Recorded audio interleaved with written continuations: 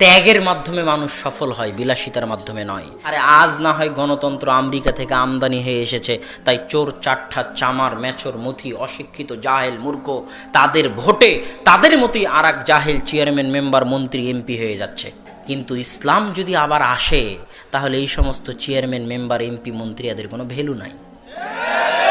যাবতীয় বিচার সালিশ, বিবাহ শাদী, কোর্ট কাচারি, এভরিথিং হচ্ছে ইসলামের শাখা অফিস মসজিদ থেকে পরিচালিত। আপনার সন্তান বিপিএল এর টিকিট জুয়া কোথায় হয় সেটার জায়গা ঠিকই চিনে। আপনার সন্তান কোথায় সিনেমার হলের টিকিট পাওয়া যাবে ওটা ঠিকই চিনে। কোন দোকানে গেলে গান আর ছবি ডাউনলোড করে পাওয়া যাবে সেটা ঠিকই চিনে। কিন্তু মসজিদের রাস্তা এখনও চিনে না। মসজিদে কয়টার সময় আজান হয় সেই সময়ও জানে না, কয়টার সময় জামাত হয় সেই সময়ও জানে না, আর টিভিতে কয়টার সময় অনুষ্ঠান হবে সেটা ঠিকই জানে। তাহলে এটা কি আদর্শ পরিবার, আদর্শ সন্তান? অসম্ভব। মসজিদের সাথে ওতপ্রোত সম্পর্ক ছাড়া কোনো মতেই কোনোভাবেই আদর্শ পরিবার গড়ে তোলা সম্ভব নয়। মসজিদের গুরুত্ব ইসলামে এত বেশি, মসজিদের গুরুত্ব ইসলামে এত বেশি, মসজিদের গুরুত্ব ইসলামে এত বেশি যে গুরুত্ব বুঝাতে গিয়ে আমি একটা উদাহরণ দিয়ে থাকি। এই উদাহরণটা দিলে একটু আপনাদের কাছে ক্লিয়ার হতে পারে। সেটা হচ্ছে যে আপনাদের এই এলাকায় আওয়ামী লীগ বিএনপি সংগঠন আছে না নাই? আছে। তো তার নেতা আছে না নাই? নেতা আছে। তো ইসলামও একটা সংগঠন। ইসলামও কি একটা সংগঠন। এই সংগঠনের নেতা হচ্ছে মুহাম্মদ সাল্লাল্লাহু আলাইহি ওয়াসাল্লাম। এই সংগঠনের কেন্দ্র আছে, সেটা হচ্ছে মক্কা আর মদিনা। এই সংগঠনে আওয়ামী লীগ বিএনপি করতে হলে আপনাকে মাসিক চাঁদা ইয়ানত দিতে হয় না? হয় না? হয় না? হয়। যদি আপনি আওয়ামী লীগ বিএনপি করেন, চাঁদা ইয়ানত না দেন, তাহলে আপনি সংগঠনের সদস্য থেকে বাদ পড়ে যাবেন, থাকতে পারবেন না। ইসলাম নামক এই সংগঠনের সদস্য থাকতে হলে আপনাকে চাঁদা দিতে হবে বাৎসরিক। বছরে একবার যদি নিসাব পরিমাণ সম্পদের মালিক হয়ে থাকেন তাহলে আপনাকে বছরে একবার যাকাত দিতেই হবে। যদি আপনি এই চাঁদা না দেন তাহলে ইসলাম নামক সংগঠনের সদস্য থেকে আপনি বাদ পড়ে যাবেন, থাকবেন না। আওয়ামী লীগ বিএনপির যেমন প্রশিক্ষণ কর্মশালা আছে, তেমন ইসলাম নামক এই সংগঠনের প্রশিক্ষণ কর্মশালা আছে। মাসব্যাপী সংযমের প্রশিক্ষণ, ত্যাগের প্রশিক্ষণ, অন্যায় অনাচার গুনাহ থেকে বেঁচে থাকার প্রশিক্ষণ, লোভ লালসা থেকে বেঁচে থাকার প্রশিক্ষণ, ইবাদত পরহেজগারিতার প্রশিক্ষণ। রমজান মাসের মাসব্যাপী এই প্রশিক্ষণে যদি আপনি অংশগ্রহণ না করেন তাহলে ইসলাম নামক সংগঠনের সদস্য থেকে আপনি বাদ পড়ে যাবেন। যেমন আওয়ামী লীগ বিএনপির কেন্দ্রীয় সম্মেলন হয়, আজকে তাবলিগ জামাতের কেন্দ্রীয় সম্মেলন হচ্ছে টঙ্গীতে, হচ্ছে না? তেমন ইসলামের কেন্দ্রীয় সম্মেলন আছে। যদি আপনার সামর্থ্য থাকে, শক্তি থাকে, তাহলে জীবনে একবার হলেও সেই সম্মেলনে আপনাকে হাজিরা দিতেই হবে, সেটা হচ্ছে হজ। এগুলো সব চলে গেল। ইসলাম নামক সংগঠনে চাঁদা দিলেন বছরে একবার, ইসলাম নামক সংগঠনের প্রশিক্ষণে অংশগ্রহণ করলেন বছরে 1 মাস, ইসলাম নামক সংগঠনের কেন্দ্রীয় সম্মেলনে হাজিরা দিলেন জীবনে একবার যদি সামর্থ্য থাকে। এবার ইসলাম নামক সংগঠনের শাখা আছে, শাখা কেন্দ্র। আওয়ামী লীগের শাখা অফিস আছে না? ঠিক ইসলাম নামক সংগঠনের শাখা অফিস আছে। সেটা হচ্ছে সারা পৃথিবীতে ছড়িয়ে থাকা মসজিদগুলো ইসলাম নামক এই সংগঠনের শাখা অফিস। যদি আপনি ইসলাম নামক এই সংগঠনের সদস্য থাকতে চান তাহলে দিনে 5 বার এই শাখা অফিসে হাজিরা দিতে হবে। যদি হাজিরা না দিতে পারেন তাহলে ইসলাম নামক সংগঠন থেকে আপনি কি হয়ে যাবেন? বাদ হয়ে যাবেন। তাহলে আপনি জামাত থেকে বের হয়ে গেলেন। কি থেকে বের হয়ে গেলেন? জামাত থেকে বের হয়ে গেলেন। এটা হলো জামাতবদ্ধ জীবনযাপনের দ্বিতীয় অর্থ। সারা পৃথিবীতে ছড়িয়ে ছিটিয়ে থাকা মসজিদের সাথে সম্পৃক্ত সমাজভিত্তিক ইসলাম যে নিয়ম করে দিয়েছে, নিজাম করে দিয়েছে। কি করে দিয়েছে? আরে আজ না হয় গণতন্ত্র আমেরিকা থেকে আমদানি হয়ে এসেছে, তাই চোর চাট্টা চামার মেচর মথি অশিক্ষিত জাহেল মূর্খ তাদের ভোটে তাদের মতোই আর এক জাহেল চেয়ারম্যান মেম্বার মন্ত্রী এমপি হয়ে যাচ্ছে। কিন্তু ইসলাম যদি আবার আসে তাহলে এই সমস্ত চেয়ারম্যান মেম্বার এমপি মন্ত্রী এদের কোনো ভ্যালু নাই। যাবতীয় বিচার সালিশ, বিবাহ শাদী, কোর্ট কাচারি, এভরিথিং হচ্ছে ইসলামের শাখা অফিস মসজিদ থেকে পরিচালিত হবে। ইমামকে ওই কমিটি ধমক দেওয়া তো দূরের কথা, ইমামের কথায় সমাজ চলবে। তবে ইমাম হবে যোগ্য, ইমাম হবে ন্যায়পরায়ণ, ইমাম হবে শিক্ষিত, ইমাম হবে আলেম, ইমাম ওই মসজিদের ইমামের অধীনে ওই সমাজ পরিচালিত হবে এবং ওই সমাজের বিচার, সালিশ, আচার, ফায়সালা, কোর্ট কাচারি, বিবাহ শাদী এভরিথিং এই মসজিদের সাথে সম্পৃক্ত হবে। যারা এই মসজিদের সাথে সম্পৃক্ত থাকবে না তারা খারেজ আনিল জামাআহ, তারা জামাত থেকে বের হয়ে যাবে। সরকার ইসলামী খলিফা চাইলে তাদেরকে হত্যা করতে পারে। এটা হচ্ছে মসজিদের গুরুত্ব ইসলামে। সন্তান 15 থেকে 20 বছর বয়স হওয়ার পর্যন্ত, 15 থেকে 20 বছর বয়স হওয়া পর্যন্ত সন্তানকে অ্যান্ড্রয়েড ফোন হাতে দেওয়া যাবে না। যে বাবা গর্ব করে যে আমার 5 বছরের সন্তান ইউটিউবে সার্চ দিতে পারে, তার সন্তানের ধ্বংস হওয়ার জন্য এটাই যথেষ্ট। সে জানে না, সে বুঝে না, তাকে বলবেন সে যেন ফেসবুকের প্রতিষ্ঠাতা জুকারবার্গের সাক্ষাৎকার পড়ে। জুকারবার্গ বলেছে যে সে তার সন্তানদেরকে 18 বছর বয়সের আগে অ্যান্ড্রয়েড ফোন ব্যবহার করতে দেয় না। জুকারবার্গ বুঝে, কিন্তু এই জাহেল মূর্খ পিতা বুঝে না। এই 18-20 বছর বয়স হওয়ার পর্যন্ত, 18-20 বছর বয়স তো নয়, মূল কথা হচ্ছে ব্যক্তিত্ব, ভারাত্ম, পার্সোনালিটি, জ্ঞান, বুদ্ধি, বয়স্ক, বয়প্রাপ্ত, যেই বয়সে পৌঁছে গেলে তার জ্ঞান বুদ্ধি হুঁশ বুদ্ধি সব হয়েছে, তার মধ্যে ব্যক্তিত্ব চলে এসেছে, ভারাত্ম চলে এসেছে, এই বয়সে পৌঁছা পর্যন্ত সন্তানকে 5টা মৌলিক অধিকারের বাইরে কোনো অধিকার দেওয়ার দরকার নেই, কোনো সুযোগ সুবিধা দেওয়ার দরকার নেই। 5টা মৌলিক অধিকার কি? অন্ন, খাবার, বস্ত্র, পোশাক, চিকিৎসা, অসুখ বিসুখ হলে চিকিৎসা করানো, শিক্ষা, শিক্ষার খরচ বহন করা, বাসস্থান, মাথার উপর ছায়া, বসবাসের ঘর। এই 5টার বাইরে কিছুই দেওয়ার দরকার নাই। যদি বেশি বিলাসিতা দেন, সোনার চামচ দিয়ে সন্তানকে মানুষ করেন, তাহলে সন্তানকে ব্যর্থ সন্তান করার জন্য আপনিই দায়ী। ত্যাগের মাধ্যমে মানুষ সফল হয়, বিলাসিতার মাধ্যমে নয়। এই জন্য সন্তানকে বিলাসিতা থেকে দূরে রাখতে হবে। এই 5টা মৌলিক অধিকারের বাইরে কোনো অধিকার দেওয়ার প্রয়োজন নাই। কষ্ট করে মানুষ করতে হবে। যখন কষ্ট করে মানুষ হবে তখন সে জীবনের বাস্তবতা বুঝবে, তখন সে জীবনে সফল হবে। এই জন্য 18-20 বছরের মধ্যে যতই অজুহাত আসুক, জিপিএ 5 পেয়েছে তো কি হয়েছে, পঞ্চমে হোক, অষ্টমে হোক, দাখিলে হোক, আলিমে হোক, তাই মোটরসাইকেল কিনে দিতে হবে, তাই অ্যান্ড্রয়েড ফোন কিনে দিতে হবে, এটা ফালতুগিরি। যদি বলেন যে আমি আমার সন্তানকে কন্ট্রোল করতে পারতেছি না, তাহলে আপনি যোগ্য পিতা নন। আপনি দেখবেন যোগ্য পিতা কাকে বলে। আপনাকে একজন যোগ্য পিতার ঘটনা শোনাই। আয়েশা রাদিয়াল্লাহু তাআলা আনহা বলতেছেন, সাকাতাত লি কিলাদাতুন, একবার যুদ্ধ থেকে ফিরছিলাম মদিনার মুখে, তো আমার গলার হার রাস্তায় হারিয়ে গেছে। কে বলছে? আয়েশা রাদিয়াল্লাহু তাআলা আনহা। তো গলার হার এমন জায়গায় হারিয়ে গেছে যেখানে পানি নাই। কি নাই?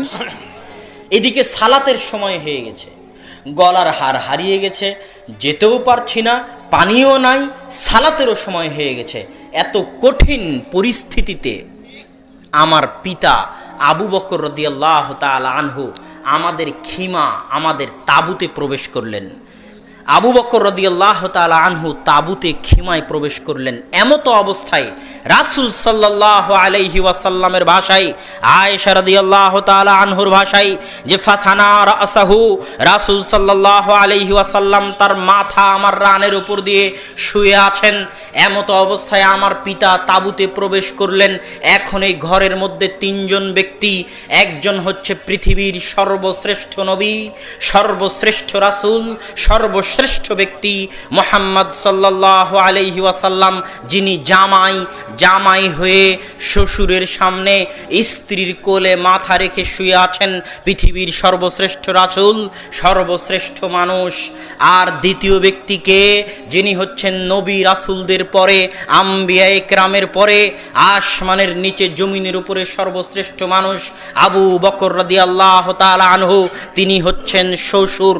আর তৃতীয় মানুষকে আয়েশা রাদিয়াল্লাহু তাআলা আনহা, যিনি আল্লাহর রাসূলের শ্রেষ্ঠ স্ত্রীদের, জ্ঞানী গুণী পণ্ডিত পরহেজগার স্ত্রীদের, হাদিসের হাফেজ, কোরআনের হাফেজ, হাদিসের ব্যাখ্যাকার, কোরআনের তাফসীরকার, ফকিহবিদ। সাহাবীরা যখন কোনো মাসালা বুঝতে পারতেন না, তখন যার নিকটে যেতেন সেই বিদুষী, সেই মহিয়সী, সেই জ্ঞানী। আয়েশা রাদিয়াল্লাহু তাআলা আনহা হচ্ছেন তৃতীয়, যিনি তার স্বামীর সামনে এবং বাপের সামনে এই তাঁবুতে আছেন। তার হার হারিয়ে গেছে, তিনি তার মাথা দিয়ে আছেন তার স্বামীর কোলে যিনি পৃথিবীর সর্বশ্রেষ্ঠ রাসূল, আর দাঁড়িয়ে আছেন তার পিতা যিনি পৃথিবীর সর্বশ্রেষ্ঠ মানুষ নবী রাসূলদের পরে। এখন এই সর্বশ্রেষ্ঠ মানুষে সর্বশ্রেষ্ঠ নারী মহিলাকে এমন জোরে মারলেন যে আয়েশা রাদিয়াল্লাহু তাআলা আনহা বলছেন লাকাজানি লাকজাতান শাদীদা, এমন জোরে মারলেন যে পৃথিবীর সর্বশ্রেষ্ঠ রাসূল মুহাম্মদ সাল্লাল্লাহু আলাইহি ওয়াসাল্লাম যদি আমার রানের উপর মাথা দিয়ে শুয়ে না থাকতেন আমি ছিটকে দূরে চলে যেতাম। এর নাম পিতা। এর নাম কি? পিতা। যিনি এত মহান হওয়ার পরেও এত মহান ব্যক্তির সামনে, আল্লাহর রাসূলের সামনে, এত মহান বেটিকে এবং বিবাহিত বেটিকে, অবিবাহিত নয়, কেমন বেটি? বিবাহিত বেটিকে জামাইয়ের সামনে বিবাহিত বেটিকে, জামাই যেমন তেমন জামাই, পৃথিবীর সর্বশ্রেষ্ঠ রাসূল, সর্বশ্রেষ্ঠ মানুষ মুহাম্মদ সাল্লাল্লাহু আলাইহি ওয়াসাল্লামের সামনে, তাহলে পিতা কত ব্যক্তিত্ববান, পিতা কত ভারাত্ববান, পিতার মর্যাদা, পিতার ব্যক্তিত্ব, পিতার ভারাত্ব কত বেশি যে তিনি এমনভাবে তার বিবাহিত মেয়েকে মারতে পারলেন। আর আপনার ছেলে আপনার নিকটে মোবাইল চায়, মোটর সাইকেল চায়, আর আপনি নিষেধ করতে পারেন না। বাড়ি থেকে টিভি বের করতে চান তো ছেলেরা নিষেধ করে, তাই টিভি বের করতে পারেন না। আপনি আবার পিতা, আপনি হচ্ছেন পিতা নামের কলঙ্ক। অতএব সম্মানিত উপস্থিতি, যোগ্য পিতা হওয়া শিখুন। এই তৃতীয় পয়েন্ট চলে গেল যে সন্তানকে 18-20 বছর বয়স হওয়া পর্যন্ত আপনি এই সুযোগ সুবিধাগুলো দিবেন না। তৃতীয় পয়েন্ট জরুরি। আজ বাংলাদেশের যত বই পুস্তক আছে, বাংলাদেশ মাদ্রাসা শিক্ষা বোর্ডের বই হোক আর বাংলাদেশ সরকারি স্কুল শিক্ষা বোর্ডের বই হোক, সব বই আজে বাজে গল্প গুজবে ভর্তি। হৈমন্তী, পদ্মা নদীর মাঝি, এগুলো কি শিখায়? রবীন্দ্রনাথ ঠাকুরের উপন্যাস ছোট গল্প পদ্মা নদীর মাঝি, পরকীয়া প্রেম নিয়ে লেখা। শেষ বিকেলের কান্না, নষ্ট নীড়, এগুলো হচ্ছে রবীন্দ্রনাথ ঠাকুরের লেখা গল্প, যেগুলো সব পরকীয়া প্রেম করে, পরকীয়া প্রেমকে ভিত্তি করে রবীন্দ্রনাথ ঠাকুর লিখে গেছে। ওই গল্পগুলো বাংলাদেশ মাদ্রাসা শিক্ষা বোর্ডের বইয়ে, ওই গল্পগুলো বাংলাদেশ স্কুল বোর্ডের বইয়ে স্থান পেয়েছে। আর আজ থেকে 5-10 বছর 15 বছর আগে ওমর রাদিয়াল্লাহু তাআলা আনহুর যে কাহিনী ছিল, আল্লাহর রাসূলের যে কাহিনী ছিল, কিছু সত্য কিছু মিথ্যা যাই থাকুক, সেগুলো সব বের করে ফেলে দেওয়া হয়েছে। কেননা যারা এই সিলেবাসগুলো প্রণয়ন করে তারাও জানে যে এই সিলেবাসে যা পড়ানো হবে তার প্রভাব সন্তানের উপর থেকে যাবে। তো আপনার সন্তান যদি এই বেহায়াপনা, বেলেল্লাপনার গল্প, এই প্রেমের গল্প, পরকীয়া প্রেমের গল্প, রবীন্দ্রনাথ ঠাকুরের উপন্যাস পড়ে আর আগডুম বাগডুম গল্প করে পড়ে বড় হয়, তাহলে ওই সন্তানকে সৎ সন্তান করে গড়ে তোলা যাবে না। যদি সৎ সন্তান করে গড়ে তুলতে হয়, তাহলে আল্লাহ যাদের উপর দয়া করেছে, ইহদিনাস সিরাতাল মুস্তাকিম, হে আল্লাহ আপনি আমাদেরকে সরল সঠিক পথ দেখান। কাদের পথ? যাদের উপর আনআমতা আলাইহিম, আপনি দয়া করেছেন, আপনি রহম করেছেন। আর এই সিরিয়ালের 1 নম্বরে আছে আল আম্বিয়া, নবীগণ। কারা? নবীগণ। এই সিরিয়ালের 2 নম্বরে আছে সাহাবীগণ। এই সিরিয়ালের 3 নম্বরে আছে আইম্মায়ে কেরাম, সালাফে সালেহিন, মুহাদ্দিসিনে ইদাম, ফুকাহায়ে কেরাম, তারা। তো আপনার সন্তানকে ছোট অবস্থায় 5 থেকে 10 বছর বয়সের মধ্যে স্কুলে যেহেতু এই আলতু ফালতু গল্পগুলো সে পড়তেছে, এগুলো তার মানসপটে দাগ কেটে যাবে। এই জন্য আপনাকে চেষ্টা করতে হবে আপনার সন্তানকে নবীদের কাহিনী, সাহাবীদের কাহিনী, সালাফে সালেহিনের কাহিনী শুনিয়ে বড় করার। মায়ের কাছে যখন সন্তান শুনতে চাইবে আম্মা একটা কিসসা বলেন না, তখন মা যেন নবীদের কাহিনী শোনাতে পারে। কিভাবে ইব্রাহিমকে আগুনে ফেলে দেওয়া হয়েছিল, কিভাবে মুসার কাষ্ঠফলক বাক্স স্রোতের উল্টা দিকে চলল, কিভাবে মুসা তার শত্রুর বাড়িতে মানুষ হলো, কিভাবে ফেরাউন ডুবে গেল, কিভাবে ইউসুফকে কুয়াতে ফেলে দেওয়া হলো, কুয়া থেকে রাজার ঘরে কিভাবে চলে গেল, রাজার ঘর থেকে মিথ্যা অপবাদ নিয়ে জেলে কিভাবে গেল, জেল থেকে মিথ্যা অপবাদ থেকে মুক্ত হয়ে জেল থেকে বের সরাসরি মন্ত্রী কিভাবে হয়ে গেল। এই যে নবী রাসূলদের বিশাল বিরাট শিক্ষণীয় কাহিনী, সাহাবীদের কাহিনী, সালাফে সালেহিনের কাহিনী, এগুলোর সাথে আপনার সন্তানের পরিচয় হতে হবে ছোটতেই। কখন? ছোটতেই। কেননা অল্প কিছুদিন পরই সে যখন সিনেমা মুভির সাথে পরিচিত হবে, পেপার পত্রিকার সাথে পরিচিত হবে, তখন খেলোয়াড়দের সাথে পরিচিত হবে, তখন এই খেলোয়াড়দেরকে, এই মডেল নায়ক নায়িকাদেরকে সে নিজের মডেল এবং আদর্শ বলে গ্রহণ করে নেবে নিজের অজান্তেই।